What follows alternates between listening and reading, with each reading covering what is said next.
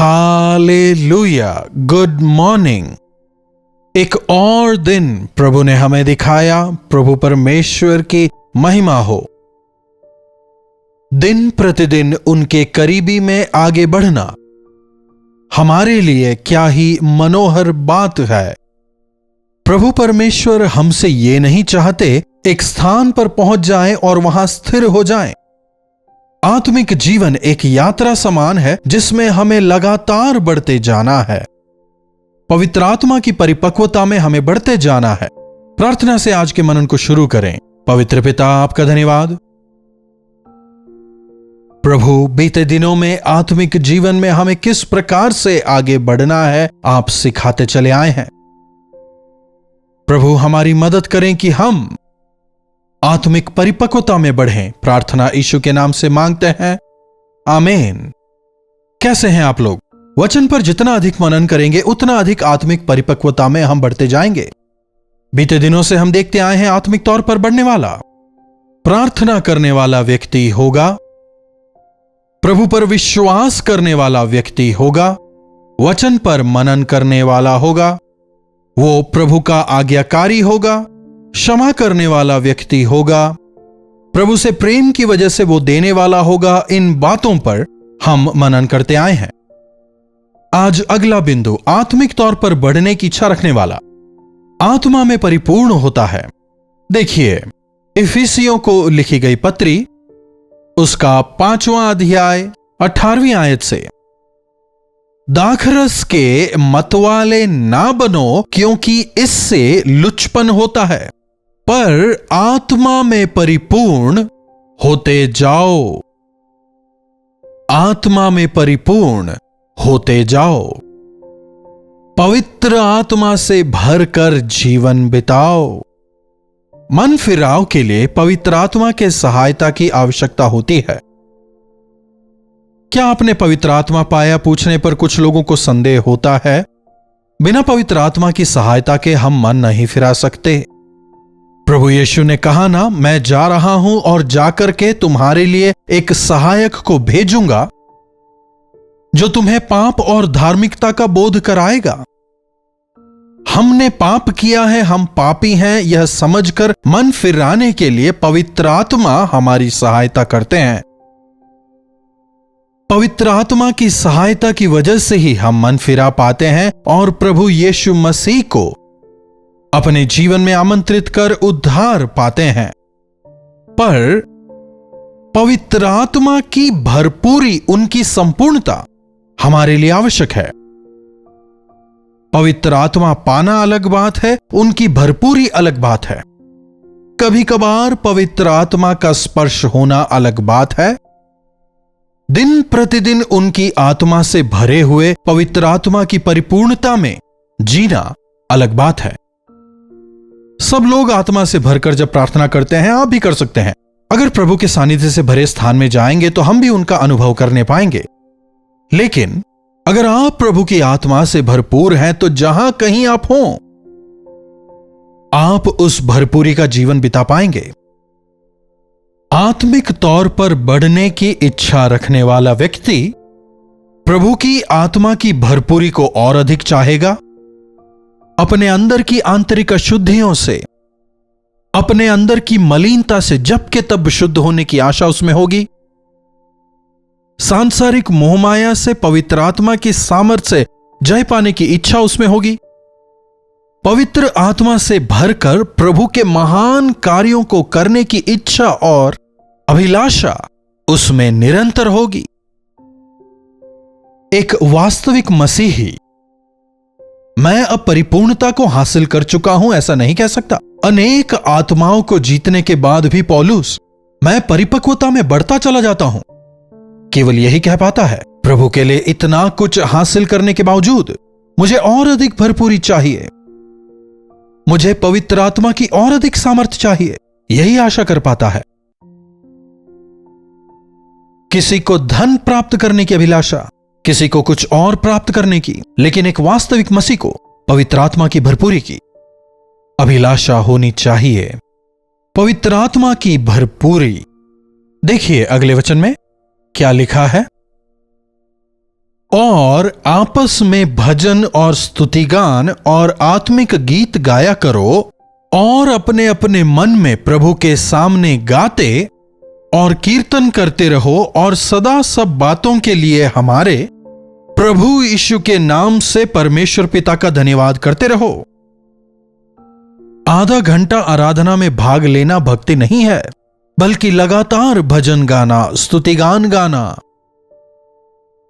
प्रभु को सामने जान निरंतर उनका कीर्तन करते रहना है, निरंतर उनकी स्तुति आराधना करनी है। आत्मा की बहुतायत की इच्छा हमें होनी चाहिए। पवित्र आत्मा से भरने के बाद एक इंसान का जीवन दूसरों से भिन्न हो जाता है। अब उस पर शरीर का अधिकार नहीं होता।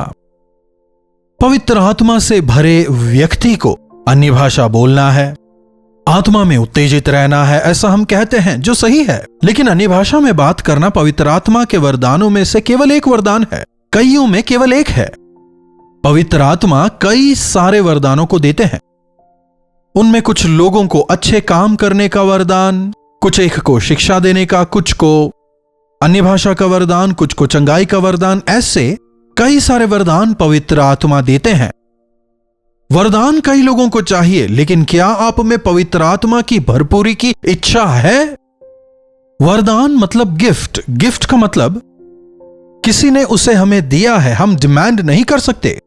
लेकिन इसके विपरीत हमारा डिमांड या हमारी इच्छा क्या होनी चाहिए? पवित्र आत्मा से भरने की, कि प्रभु अपने पवित्र आत्मा से हमें और अधिक भरें। इसलिए नहीं कि मैं जाऊं और किसी के सर पर हाथ रखूं और वे पवित्र आत्मा से भर जाएं। नहीं, पवित्र आत्मा किसी के भी अधीन में नहीं है कि जैसे ही मैंने प्रार्थना की और वे दौड़े चले आए। नहीं, पवित्र आत्मा मेरे अधीन नहीं है। लेकिन जब आप अपने जीवन को परमेश्वर की इच्छा के अनुसार, वचन की इच्छा के अनुसार जिएंगे, पवित्र आत्मा आपको उपयोग में लाएंगे। जब आपके जीवन में प्रार्थना होगी, जब विश्वास होगा, जब आप प्रभु के वचन पर मनन करेंगे, स्वतः ही पवित्र आत्मा आपका इस्तेमाल करेंगे, आपको वे चलाएंगे।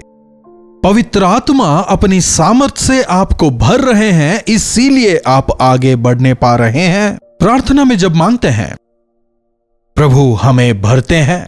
स्वर्गारोहण के पहले प्रभु यीशु अपने शिष्यों को बुलाते हैं, कहते हैं जाओ, जाकर इंतजार करो, जब तक तुम सामर्थ ना पाओ इंतजार करो। मतलब पेंतेकोस्त के दिन तक। आने वाले दिनों में हम पेंतेकोस्त के दिन पर भी मनन करने वाले हैं। प्रभु यीशु के उठाए जाने के बाद 50वें दिन को पेंतेकोस्त का दिन कहते हैं। प्रभु यीशु के उठाए जाने के बाद पेंतेकोस्त के दिन ही पवित्र आत्मा शिष्यों पर उतरे थे। जाकर सहायक का इंतजार करो कहने पर 160 शिष्य ऊपरी कोठरी पर जब इंतजार करते हैं, पवित्र आत्मा अचानक से आकाश से प्रभु की आग बनकर उतरते हुए उन्हें देखते हैं। देखिए एक बार प्रेरितों का काम 2 अध्याय।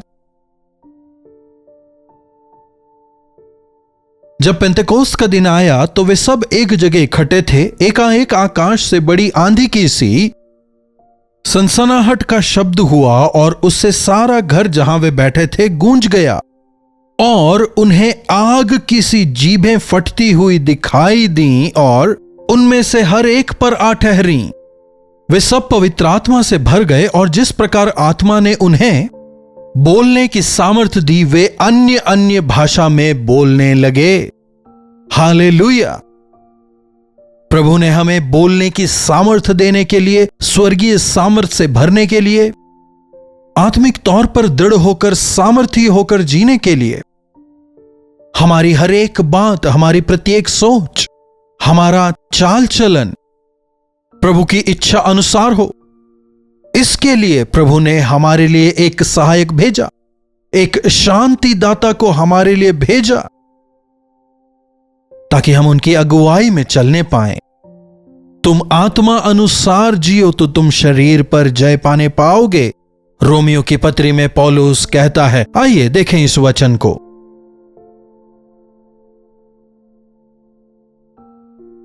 8:14, इसलिए कि जितने परमेश्वर के चलाए चलते हैं वे ही परमेश्वर की संतान हैं।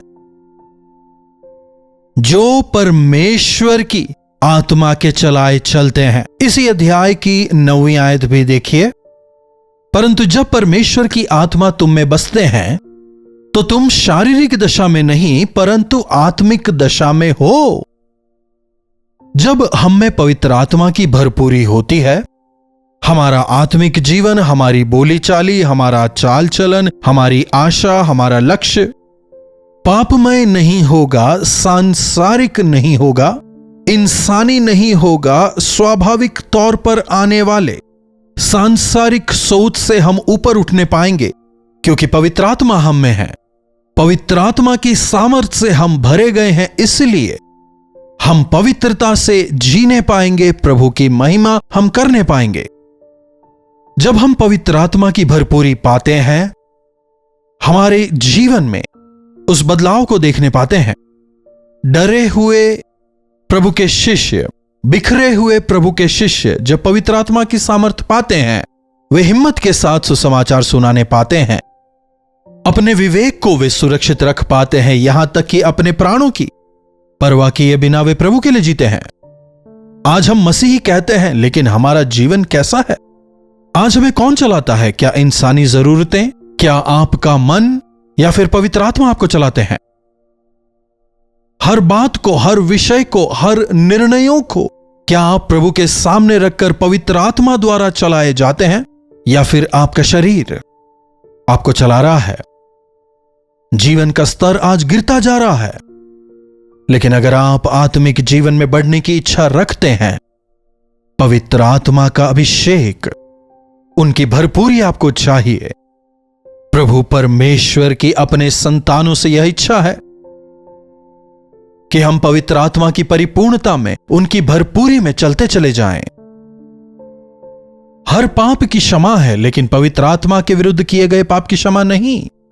इस वचन का मतलब क्या है? इसका मतलब है, जब पवित्र आत्मा हमें प्रेरित करते हैं, जब पवित्र आत्मा पवित्रता में हमारी अगुवाई करते हैं, पर जब हम उनकी ना सुनकर अपने आप को उनके हाथों में समर्पित ना करते हुए जब हम बढ़ते हैं, वे दुखी होते हैं। यस, पवित्र आत्मा को दुखी ना करें।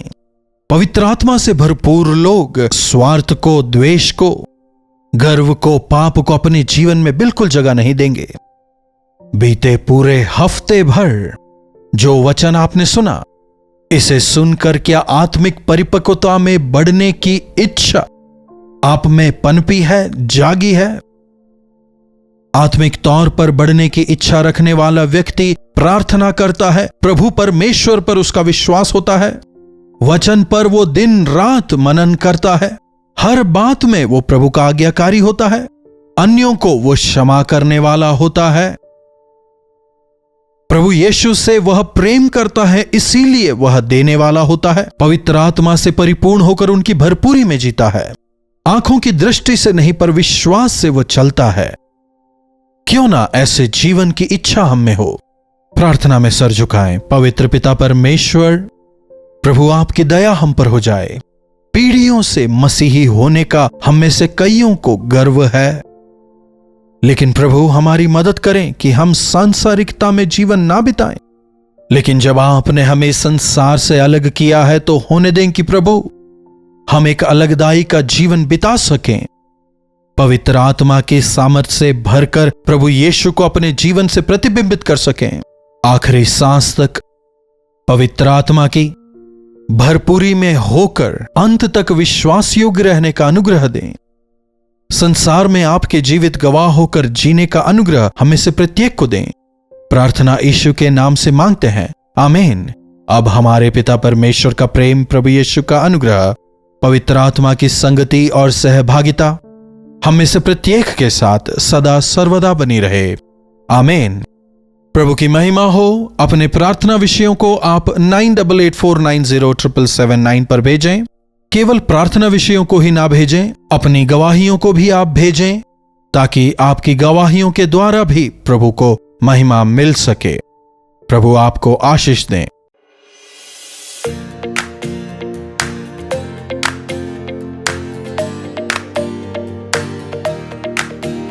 हालेलुया।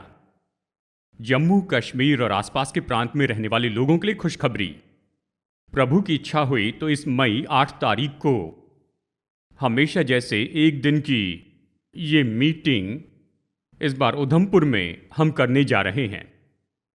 चाहे आप तेलुगु बोलते हैं या तमिल बोलते हैं या हिंदी बोलते हैं या कोई भी भाषा बोलते हैं, कलवरी दर्शन के टीवी प्रोग्राम देखने वाले आप सभी दर्शक, सोशल मीडिया के द्वारा देखने वाले सभी दर्शक, आपसे व्यक्तिगत रूप में मुलाकात करके आपके लिए प्रार्थना करने के लिए मैं चेन्नई से उधमपुर आ रहा हूं।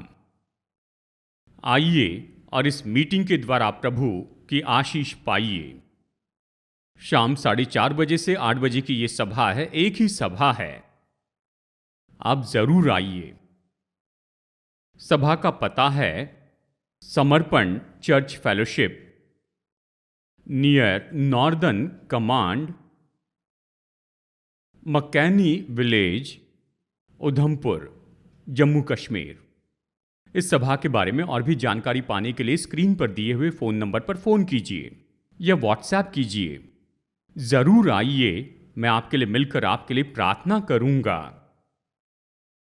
उधमपुर में होने वाली इस मीटिंग में मैं प्रभु यीशु मसीह के नाम में आपको आशीष देने के लिए आ रहा हूं। ज़रूर आइए, इसी आशा में हम आ रहे हैं।